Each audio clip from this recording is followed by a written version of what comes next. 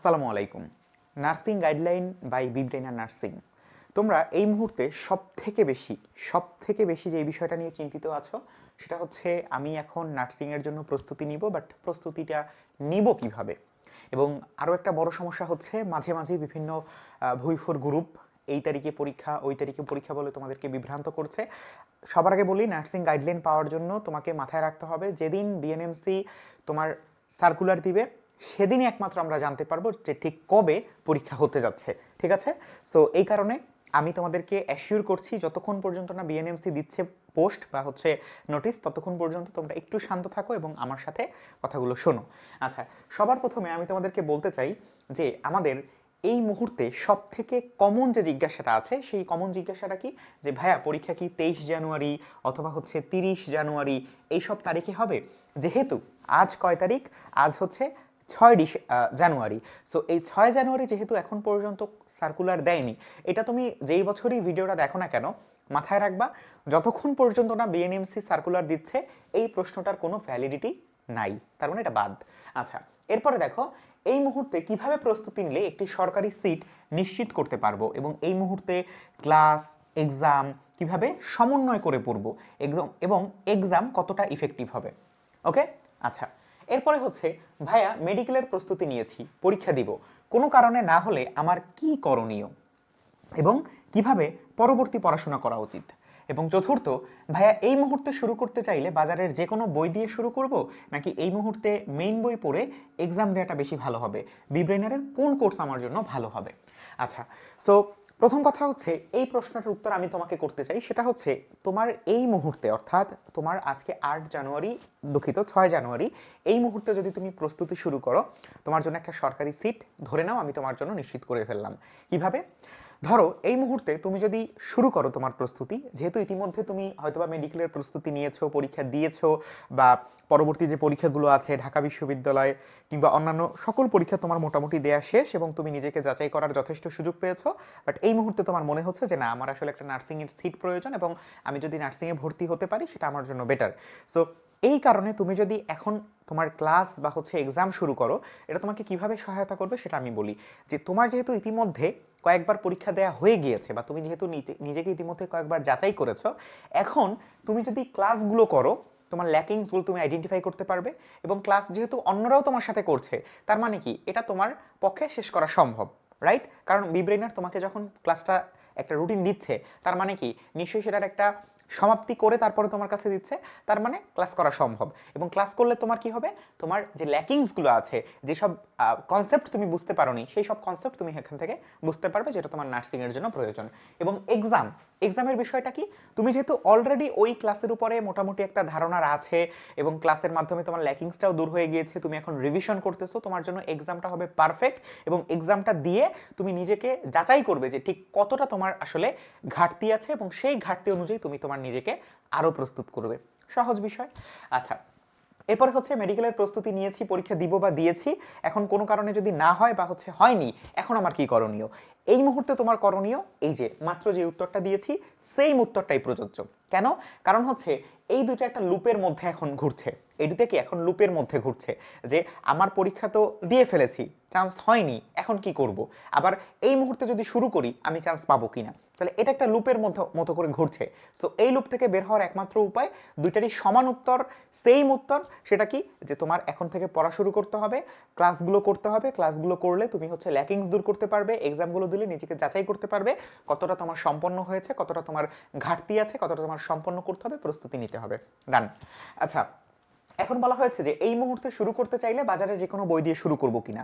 তোমার যদি মনে হয় যে না, এই মুহূর্তে আমার যাবতীয় যা কিছু আছে সব কিছু পড়া, বাট এই মুহূর্তে যদি আমি একটা প্রশ্ন ব্যাংক ধরে বুঝতে পারি যে মোটামুটি আমার কি ধরনের প্রশ্ন আসবে সেই অনুযায়ী হচ্ছে আমি উত্তর করব, এবং আমি মোটামুটি হচ্ছে সেই অনুযায়ী পরীক্ষার হলে গিয়ে মোটামুটি একটা পরীক্ষা দিয়ে আসবো, সেক্ষেত্রে আমি তোমার এই উত্তরটা, হ্যাঁ গ্রান্টেড, ঠিক আছে, তুমি বাজারে যে কোনো বই একটা নাও, সেটা নিয়ে বিগত বছরের প্রশ্নগুলো মোটামুটি দেখো, অ্যানালাইসিস বলতে কিছু নাই, বিগত বছরের প্রশ্নগুলোই তুমি হচ্ছে উত্তর বা হচ্ছে সলভ করবা, ওইটাই পর্যন্তই হচ্ছে আমাদের যে কোনো বইয়ের মানে অকাত। এখন কথা হচ্ছে এটা করে লাভটা কি হবে? প্রশ্ন তো প্রতি বছর ভিন্ন ভিন্ন প্যাটার্নে আসবে, ভিন্ন ভিন্ন প্রশ্ন আসবে, বিগত বছরের প্রশ্ন তার নতুন করে আসবে না, ঠিক না? বিগত বছরের প্রশ্ন বাদ দিয়ে নতুন কোনো প্রশ্ন আসবে, তাহলে তখন কি করবা? তখন তুমি আসলে বিপদে পড়ে যাবা। এবং সেই বিপদ থেকে উদ্ধার করার জন্য তোমার জন্য শিওর সাকসেস কোর্স আছে। তোমাকে 3টা বই দেওয়া হবে, যার মধ্যে 2টা বই মোস্ট ইম্পর্ট্যান্ট। একটা হচ্ছে প্রশ্ন ব্যাংক, যেখানে শুধুমাত্র বাজারের অন্য প্রশ্ন ব্যাংকের মতো শুধু আমাদের এই যে বিএসসি এর প্রশ্ন ব্যাংক বা হচ্ছে আমাদের ডিপ্লোমা মিডওয়াইফারির প্রশ্ন ব্যাংক এরকম না, এখানে অনেকগুলা প্রশ্ন ব্যাংক আকারে দেয়া আছে, অর্থাৎ অনেকগুলো বিষয়ের বা অনেকগুলো বিশ্ববিদ্যালয়ের বা হচ্ছে বিসিএস এর প্রশ্ন সুন্দরভাবে দেওয়া আছে, যাতে করে যে কোনো প্রশ্ন প্যাটার্নের সাথে তুমি হচ্ছে খাপ খাইয়ে নিতে পারো এবং প্রশ্ন প্যাটার্ন যেরকমই হোক না কেন, যেই পরিবর্তনই আসুক না কেন, তুমি উত্তর করতে পারো। এখন কথা হচ্ছে যে শুধুমাত্র এটা বই দিয়ে আমি করতে পারবো তোমাকে? পারবো না। এর জন্য তোমাকে আমরা হচ্ছে 75-এর অধিক বেশি, মানে 75-এর অধিক তোমাকে হচ্ছে আমরা ক্লাস দিচ্ছি, যে কারণে এই ক্লাসগুলোকে ব্যবহার করে বা এই ক্লাসগুলোর মাধ্যমে তুমি তোমার ল্যাকিংসও ধরতে পারবাই, তার সাথে ঠিক কিভাবে পড়তে হবে, কোন উপায়ে পড়তে হবে এবং ঠিক কোনভাবে পড়লে তুমি আসলে তোমার এই প্রশ্ন প্যাটার্ন পরিবর্তন হলেও নিজেকে কম উপযোগী করে ফেলতে পারবে। এই ধরনের সলিউশন আমরা তোমার এখানে দিব। তার মানে এই মুহূর্তে তোমার জন্য কোন কোর্সটা বেটার হবে সেটা যদি আমি বলি, সেটা হচ্ছে শিওর সাকসেস, ঠিক আছে, যেটাকে আমরা বলি এসএস। ওকে, গেল। পরবর্তীতে আসো, এই মুহূর্তে একজন শিক্ষার্থীর জন্য যেই 5টা করণীয় কাজ অবশ্য গুরুত্বপূর্ণ, অর্থাৎ যেই 5টা কাজ না করলে তুমি নিজেকে কখনোই এই দৌড়ে সামিল রাখতে পারবা না। সবার প্রথম রুটিন। সবার প্রথম কি? রুটিন, ঠিক আছে। 2 নাম্বার কি? ধারাবাহিকতা। 2 নাম্বার কি? ধারাবাহিকতা। 3 নাম্বার কি বলতো? 3 নাম্বার হচ্ছে এই রুটিন এবং ধারাবাহিকতা, এটা মেনটেন করবা কোন ক্ষেত্রে? যখন তুমি একটা নির্দিষ্ট পড়ার প্যাটার্ন থাকবে, নির্দিষ্ট পড়ার একটা বিন্যাস থাকবে। তার মানে তোমার কি এখানে প্রতিদিন একটা নির্দিষ্ট পড়াশোনা তোমাকে অবশ্যই করতে হবে এবং সেটা একটা কি নির্দিষ্ট প্যাটার্নে, সেটা আমি হচ্ছে পড়া আকারে লিখে দিলাম। এখন তুমি রুটিন করলা, সেই রুটিন অনুযায়ী তুমি ধারাবাহিকতা মেনটেন করলা, তুমি সেই অনুযায়ী পড়লা, বাট এই পড়াটার উপরে তোমাকে কি করতে হবে? যথাযথ অনুশীলন করতে হবে। অর্থাৎ তুমি এখানে একটা প্রশ্ন হাত দিয়ে ঢেকে প্রথমে দেখো, আমি তোমাকে একটা জিনিস শিখাই, যখন তুমি কোনো একটা প্রশ্নের উত্তর করতে যাবা অনুশীলনের ক্ষেত্রে, হ্যাঁ, এক্সামের ক্ষেত্রে না, অনুশীলনের ক্ষেত্রে যখন তুমি অনুশীলন বা প্র্যাকটিস করতে যাবা, তখন কি করবা? প্রথমে তোমার যে প্রশ্নটা তুমি পড়ছো, অবশ্যই এমসিকিউ প্রশ্ন পড়ছো, সো সবার প্রথমে তুমি কি করবা? তুমি হচ্ছে এমসিকিউটাকে ঢেকে নিবা, ঠিক আছে, অর্থাৎ অপশনগুলোকে ঢেকে নিবা। এরপরে তুমি প্রশ্নটা পড়বা। পড়ার পরে তোমার কাছে যদি মনে হয় যে না, এটা একটা ওয়ান ওয়ার্ড কোশ্চেন এবং তুমি উত্তর করতে পারছো, তখন তোমার মনে হবে যে ওই প্রশ্নটা বা ওই প্রশ্ন রিলেটেড যা কিছুই আসুক না কেন, ঘুরায় আসুক, পেঁচায় আসুক, প্রশ্ন প্যাটার্ন পরিবর্তন করে দিক, তুমি উত্তর করতে পারবা। তার মানে ওইটা নিয়ে তোমার আর কোনো এক্সট্রা খাতির করতে হবে না। তোমাকে ওই প্রশ্নটা সঠিক উত্তর দাগায় তোমার পরবর্তী প্রশ্নে যেতে হবে। পরবর্তী প্রশ্নে গিয়ে তুমি আটকে গেলে, তুমি অপশন ছাড়া উত্তর করতে পারছো না, ওই প্রশ্নটাকে তুমি অনেকগুলো কাটাকাটি করে রাখবা যে এই প্রশ্নটা আমি পারিনি, এই প্রশ্নটাকে আমার আরো বিস্তারিতভাবে জানতে হবে, আরো কনসেপ্টগুলো আমার ক্লিয়ার করতে হবে। সহজ বিষয়। আচ্ছা, এবং সর্বশেষ 5 নাম্বার যেটা, সেটা হচ্ছে মোস্ট ইম্পর্টেন্ট, যেটা হচ্ছে কি এক্সাম। যত বেশি এক্সাম দিবা তত বেশি তুমি হচ্ছে বুঝতে পারবা যে অন্যদের সাপেক্ষে তোমার অবস্থান কোথায়, অন্যদের সাপেক্ষে তোমার অবস্থান কোথায়, তোমার সামগ্রিকভাবে কত পার্সেন্ট নাম্বার আসছে, অর্থাৎ কত পার্সেন্ট জায়গায় তুমি হচ্ছে নিজেকে ইমপ্রুভ করার সুযোগ আছে, অর্থাৎ ঠিক কোন কোন জায়গায় তোমাকে ইমপ্রুভ করার সুযোগ বা কোন কোন জায়গায় তোমার ঘাটতি আছে, এই সব বিষয়ে আইডেন্টিফাই করার জন্য তোমার হচ্ছে এই মুহূর্তে এই 5টা জিনিস মোস্ট ইম্পর্টেন্ট। এখন আসো বি ব্রেনের তোমাকে এখানে কিভাবে হেল্প করতে পারে। দেখো, রুটিন প্রোভাইড করা আছে, ধারাবাহিকতা, প্রতিদিন তোমার জন্য ক্লাস এক্সাম আছে, ধারাবাহিকতা নিয়ে তোমার কোনো প্যারা নাই, পড়া প্রতিদিন তোমাকে পড়তেই হবে, নাহলে তুমি এক্সাম কিভাবে দিবা, অনুশীলনের জন্য তোমার হোম মডেল টেস্ট, প্রশ্ন ব্যাংক আছে, এক্সাম সিস্টেম বাংলাদেশের যে কোনো নার্সিং প্রতিষ্ঠানের থেকে বেস্ট টপ ক্লাস। এটা নিয়ে আমি আর কোনো কথা বলবো না, তোমার পরবর্তীতে প্রয়োজন হলে আমাদের বিব্রেইনারের অ্যাপে ঢুকে তুমি কয়েকটা এক্সাম, ফ্রি এক্সামগুলো আছে সেগুলো দিয়ে আসতে পারো, ঠিক আছে, শেষ। ওকে, এবং সেখানে অবশ্যই তুমি টেকনাফ থেকে তেতুলিয়া সবার মধ্যে তোমার অবস্থান কত এবং কত পার্সেন্ট তোমার আসলে নাম্বার এসেছে, কতগুলো ভুল হয়েছে, কোন জায়গাগুলো ভুল হয়েছে, সব কিছু তুমি ট্র্যাক করতে পারবা, রাইট? তো এটা নিয়ে আসলে আমাদের আর সামনে আগানো দরকার নেই। আচ্ছা, এখন আসো বিব্রেইনার এক্সাম সিস্টেম। বিব্রেইনার তোমাকে আসলে ঠিক কিভাবে এক্সাম সিস্টেমে অ্যাডাপ্ট করে নিবে। দেখো, প্রথমত সুনির্দিষ্ট সময়ে অযথা সময় নষ্ট না করে মূল পরীক্ষার অনুরূপ সময়সীমাতে। তার মানে এখানে কি হচ্ছে, প্রথমত তুমি একটা সুনির্দিষ্ট সময় ধরো, আমাদের এক্সাম থাকে কখন, রাত 10টা থেকে পরবর্তী দিন পর্যন্ত, ঠিক আছে, আজকে রাত 10টা থেকে পরবর্তী রাত 10টা পর্যন্ত তোমার জন্য এক্সামটা খোলা থাকে। এর মধ্যে যে কোনো একটা সময় তুমি পরীক্ষাটা দিবা এবং ঠিক 10টা 1 মিনিটে তোমার লিডার বোর্ডে তোমার নাম চলে আসবে যে তুমি আসলে সবার মধ্যে কততম হয়েছো, তোমার নাম্বার কত, কোনগুলো ভুল গিয়েছে, সব কিছু। অযথা সময় নষ্ট না করে, অর্থাৎ এখানে তোমার কোনো এক্সট্রা প্যারা নাই, তোমার কোনো এক্সট্রা বলা যেতে পারে যে তুমি হয় না যে এক্সাম দিতে যাব, এক্সাম দিতে যাওয়ার জন্য আমাকে এটা ওটা পূরণ করতে হচ্ছে, কিচ্ছু পূরণ করতে হচ্ছে না, তুমি জাস্ট ঢুকবা, ক্লিক করবা, শেষ, রাইট? একবার ক্লিক করবা, ক্লিক করার সাথে সাথে তোমার হচ্ছে এক্সামে চলে যাবে, তুমি এক্সামটা দিয়ে বের হয়ে আসবা, শেষ। তোমার ওই যে হয় না যে তুমি যখন অফলাইনে পরীক্ষা দিতে যাও, তোমার নাম লিখতে হয়, রোল লিখতে হয়, তারপরে আবার সেট কোড পূরণ করতে হয়, এত সময় আছে বলো? সময় নাই, আমাকে দ্রুত কাজ করতে হবে, সেই কাজটা তোমাকে বিব্রেনার অ্যাপ বা হচ্ছে বিব্রেনার এক্সাম সিস্টেম করে দিচ্ছে।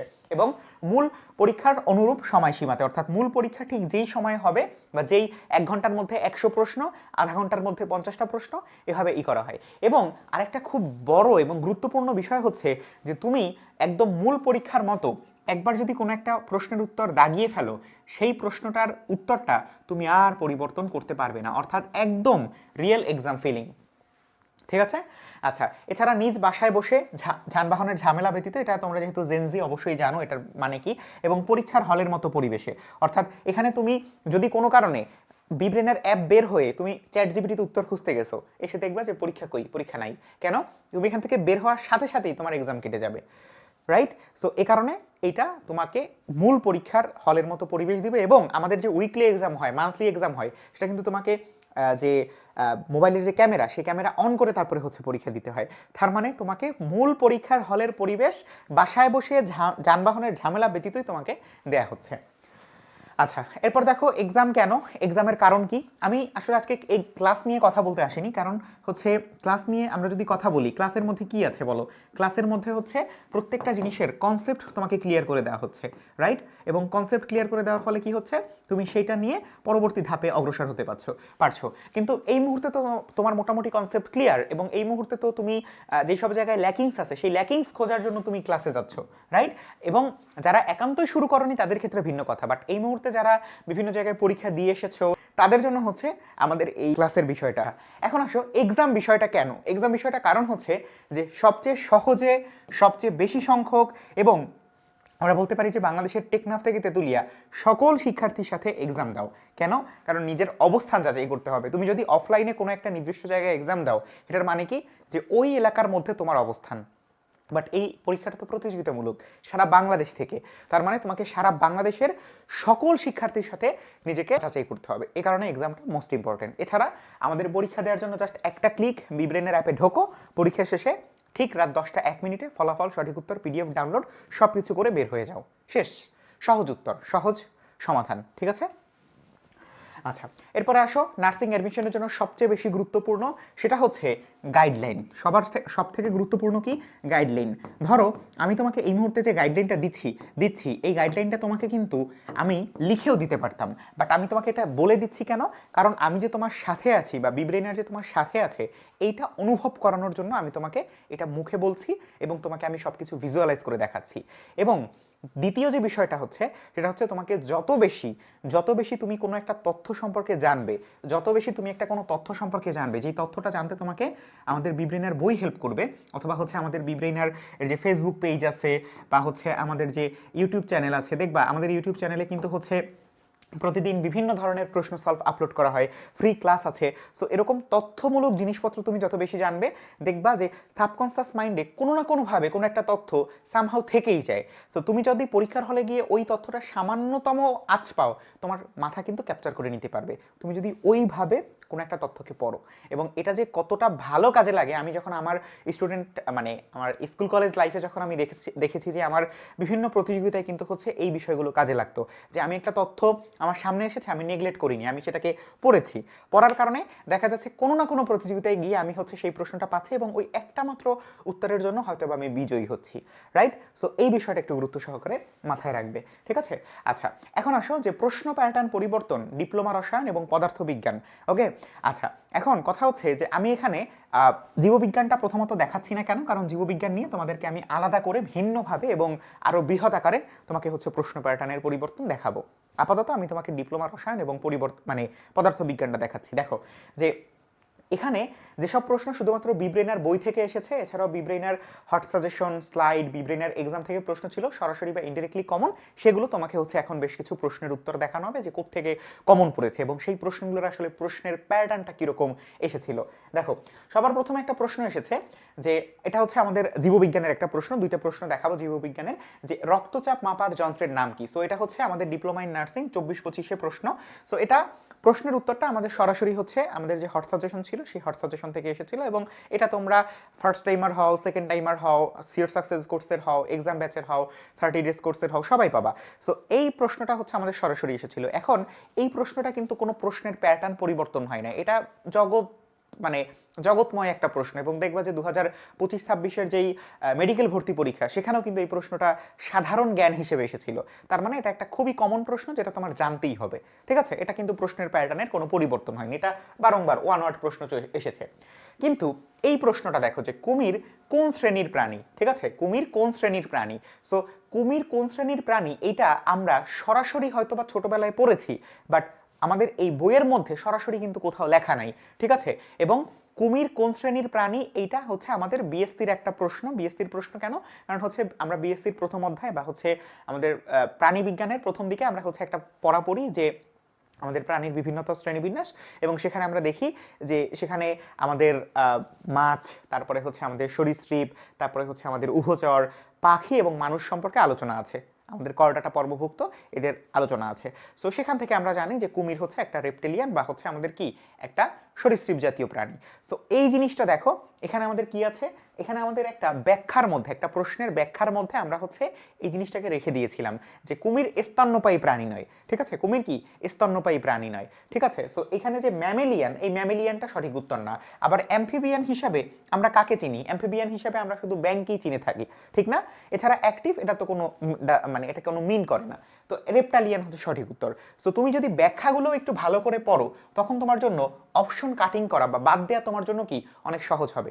এবং দেখো যেসব প্রাণী বুকে ভর দিয়ে চলে তাদেরকে কি বলা হয়? সরীসৃপ প্রাণী বলা হয়, যেটা এখানে সরাসরি তোমাকে উল্লেখ করে দেওয়া আছে। তার মানে ব্যাখ্যাটা তোমার জন্য খুব গুরুত্বপূর্ণ দুই ক্ষেত্রেই। একটা হচ্ছে তুমি অপশন কাটিং করতে পারছো, দ্বিতীয়ত সরাসরি প্রশ্নে কমন পড়ে যেতে পারে।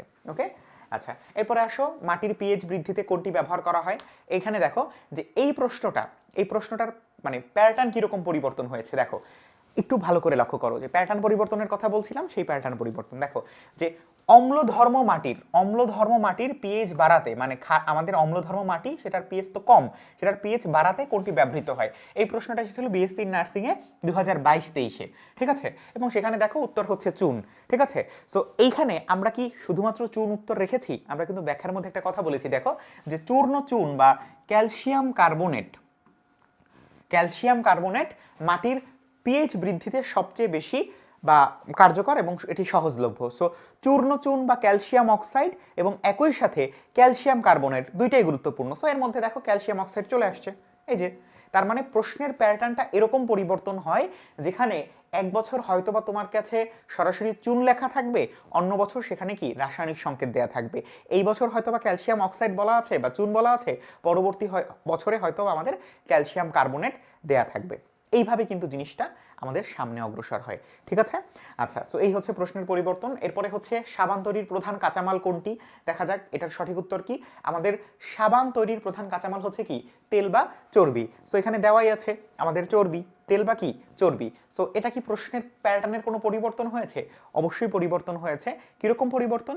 যে আমরা যখন এই ধরনের ওয়ান ওয়ার্ড প্রশ্ন পড়ি, এই ওয়ান ওয়ার্ড প্রশ্নগুলো কিন্তু হচ্ছে বেশিরভাগ ক্ষেত্রে আমরা মানে যখন এমসিকিউ সলভ করি, অনুশীলন করি, বাট কিছু কিছু ক্ষেত্রে আমাদের এরকম সরাসরি ওয়ান ওয়ার্ড প্রশ্নের উত্তর পড়ে যেতে হয়। এবং এটাই দেখো যে এখানে তোমার সাবান তৈরির প্রধান কাঁচামাল হচ্ছে তেল বা চর্বি, কোনো এমসিকিউ আকারে পড়ি নাই, সরাসরি একটা তথ্য আকারে পড়ে গেছি এবং সেখান থেকে কমন পড়েছে, ঠিক আছে? আচ্ছা এরপরে দৃশ্যমান আলোর তরঙ্গ দৈর্ঘ্য কত ন্যানোমিটার? এটার উত্তর এখানে দেওয়া আছে। রসায়নের ক্ষেত্রে সেম ব্যাপার, যে এখানে তোমার কি একটা নির্দিষ্ট তরঙ্গ দৈর্ঘ্যের কথা বলা আছে, সেটা এটার আওতায় এসেছে। আমরা জানি যে 380 থেকে 780 হচ্ছে আমাদের দৃশ্যমান আলোর তরঙ্গ দৈর্ঘ্য। এবং দেখো যে দৃশ্যমান আলোর পরিসরে অর্থাৎ 380 থেকে 780 ন্যানোমিটার তরঙ্গ দৈর্ঘ্য, এর মধ্যেই শোষিত রশ্মি বিকিরণকারী রাসায়নিক পদার্থ। অর্থাৎ এখানে অনেক কথা বলা ছিল, বাট এই তথ্যটুকু কিন্তু তোমার পরীক্ষার হলে চলে আসছে।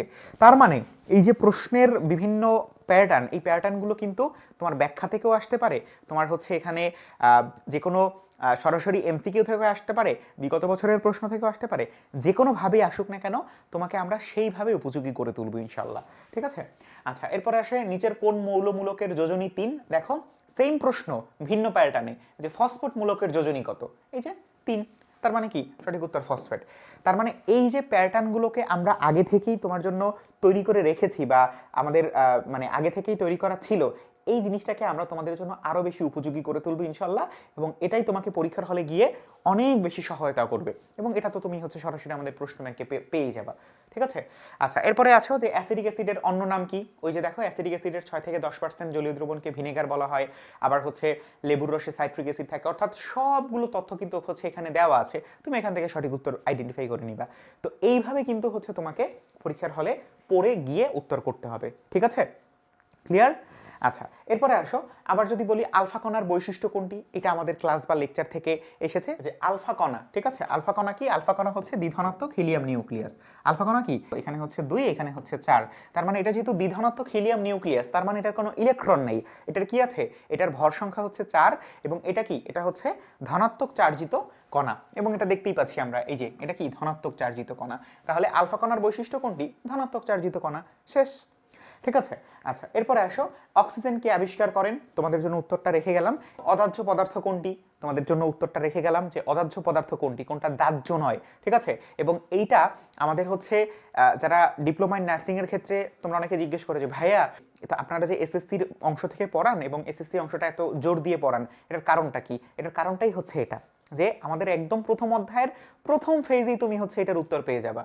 প্রথম অধ্যায়ের, অর্থাৎ আমাদের যে রসায়ন বইটা আছে 9-10-এর, সেই রসায়ন বইয়ের প্রথম অধ্যায়ে তুমি হচ্ছে এটা সরাসরি পেয়ে যাবা। ঠিক আছে? এবং এটা তো আমরা স্লাইড বা লেকচারে তোমাদের জন্য রেখেছি। আচ্ছা, এরপরে হচ্ছে মানবদেহের কোন বাফারটি রক্তের বিএস নিয়ন্ত্রণ করে? দেখো যে রক্তের বাফার 3টার কথা বলা আছে সরাসরি, আমাদের বাইকার্বনের বাফার, আন্তঃকোষীয় বা phosphate buffer, protein buffer. Simple. আচ্ছা, এরপরে আসো, সৌর মডেল কোনটি? খুব সিম্পল একটা বিষয়, এবং এটা আমরা হচ্ছে সব থেকে বেশি যে বিষয়টা তোমাদের মানে করি, মানে জোর দিই, সেটা হচ্ছে যে যত বেশি তোমরা হচ্ছে ভিন্ন নাম, ঠিক আছে, যে কোনো কিছুর যত বেশি তোমরা হচ্ছে ভিন্ন নাম অথবা হচ্ছে মানে অন্য নাম যেটাই বলো না কেন, এই নামগুলো যত বেশি পড়বো তোমাদের জন্য সেগুলো কি মানে আশীর্বাদ স্বরূপ কাজে লাগবে। তো সঠিক উত্তর তোমরা তো জানোই। আচ্ছা, এরপরে আসো, যে পানিতে কোনটির উপস্থিতি স্থায়ী ক্ষরতার কারণ হয়? এটা অনেক অনেক গুরুত্বপূর্ণ একটা প্রশ্ন ছিল, যেটা তোমাদেরকে বারংবার ক্লাসে বলা হয়েছে। দেখো যে স্থায়ী ক্ষরতা, পানিতে ক্যালসিয়াম আয়ন, ম্যাগনেসিয়াম আয়ন এবং আয়রন আয়নের বা ফেরাস আয়নের ক্লোরাইড ও সালফেট অধিক দ্রবীভূত থাকার কারণে সৃষ্ট ক্ষরতাকে স্থায়ী ক্ষরতা বলে। সেখানে কোনটা আছে বলো, এখানে কোনটা আছে? Calcium chloride. শেষ। ল্যাবরেটরিতে হাইড্রোজেন তৈরিতে সালফিউরিক অ্যাসিডের সাথে কোন মৌলের বিক্রিয়া ঘটানো হয়? তোমাদের জন্য রেখে গেলাম। সহজ বিষয়, স্লাইড বা ক্লাস লেকচার থেকে প্রচুর প্রশ্ন আমাদের এখানে এসেছে, এবং সেই প্রশ্ন বা হচ্ছে আমাদের যে স্লাইড, তার বেশিরভাগ কিন্তু হচ্ছে আমাদের শিওর সাকসেস কোর্স থেকেই আমরা পেয়ে থাকি, ঠিক না? তার মানে কি, যে আমাদের ওই যে শেষ মুহূর্তে খুব সুন্দরভাবে আমরা একটা রূপরেখার মধ্যে দিয়ে তোমাদেরকে অল্প সময়ের মধ্যে সম্পূর্ণ কোর্সটাকে কমপ্লিট করে দেই, এবং সেখানে যদি তুমি মোটামুটি একটা ভালো কনসেন্ট্রেশন বা মনোযোগ রেখে দাও, ইনশাল্লাহ তুমি এই ধরনের যে কোনো প্রশ্ন কি উত্তর করতে পারবা। ঠিক আছে? তারপরে হচ্ছে কোনটি জীবাণুনাশক? এটা তো আমি আসলে উত্তর পর্যন্ত যাওয়ার দরকার নাই, এবং তবে এখানে একটা বিষয় দেখো, যে আমাদের কি বলছে, যে ফরমালিনের সুবিধা, যে ফরমালিন জীবাণু মারে না কিন্তু পুষ্টি নষ্ট করে না, ফরমালিন শক্তিশালী জীবাণুনাশক। সো এই যে ফরমালিন শক্তিশালী জীবাণুনাশক, এটা কিন্তু হঠাৎ করে অনেকেই কি করতে পারবা না, আইডেন্টিফাই করতে পারবা না, বাট এটা কিন্তু আমরা তোমাদের জন্য লিখে রেখেছিলাম। সো সহজ বিষয়। আচ্ছা, এরপরে আসো, সাইকেলের বেগ ও চাকার ঘর্ষণের মধ্যবর্তী কোণ কত? এখানে দেখো যে সাইকেলের বেগ ও চাকার ঘর্ষণের মধ্যবর্তী কোণ, সরাসরি প্রশ্নটা এসেছিল। তার মানে এখানে আসলে খুব বেশি যে প্রশ্ন প্যাটার্ন পরিবর্তন হয়েছে এমন কিছু না, বাট অপশনের পরিবর্তন হয়েছে, অপশনের সিকোয়েন্স পরিবর্তন হয়েছে। এরপরে হচ্ছে শব্দের উৎস হতে শ্রোতার দূরত্ব দ্বিগুণ হলে শব্দের তীব্রতা, এটা সম্পর্কে আলোচনা করেছে। এই প্রশ্নের উত্তর আসলে আমি পারি না, এই প্রশ্নের উত্তর তোমাদেরকে কি দিবে? পলাশ ভাইয়া উত্তর করবে, ঠিক না? এবং পলাশ ভাইয়ের স্লাইড বা তোমার হচ্ছে ক্লাস লেকচার থেকেই কিন্তু হচ্ছে এটা তোমাদেরকে কমন পড়েছে আলহামদুলিল্লাহ। ঠিক আছে। এরপরে হচ্ছে ভূস্থির উপগ্রহের আবর্তনকাল কত, এটা সম্ভবত তোমাদের একদম সরাসরি হট সাজেশন থেকেও তো প্রশ্নের কমন পড়েছে, আমাদের যে ছকগুলো আছে সেই ছকগুলো থেকে কিন্তু কমন পড়েছে, এটা নিয়ে আমার আর নতুন করে বলার কিছু নাই।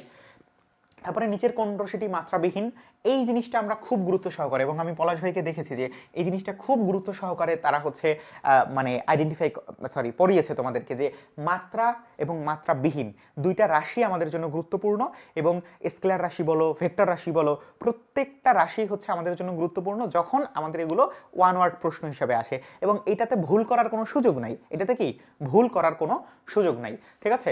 এবং আমাদের বিকৃতি যে মাত্রাহীন রাশি, এটা মোটামুটি হয়তোবা তোমাদের পলাশ ভাইয়া কয়েকবার পড়িয়ে তোমাদের ক্লাসেই মুখস্থ করিয়ে দিয়েছেন। আচ্ছা, তাহলে তোমার জন্য বিব্রেনার উপস্থিত আছে, তুমি যখনই চাও তখনই আমাদের সাথে যুক্ত হতে পারো। আমাদের বিব্রেনার নার্সিং লিমিটেড পেজ আছে তোমার জন্য, বিব্রেনার নার্সিং গ্রুপ আছে তোমার জন্য, আমাদের বিব্রেনার নার্সিংয়ের টেলিগ্রাম গ্রুপ আছে তোমার জন্য।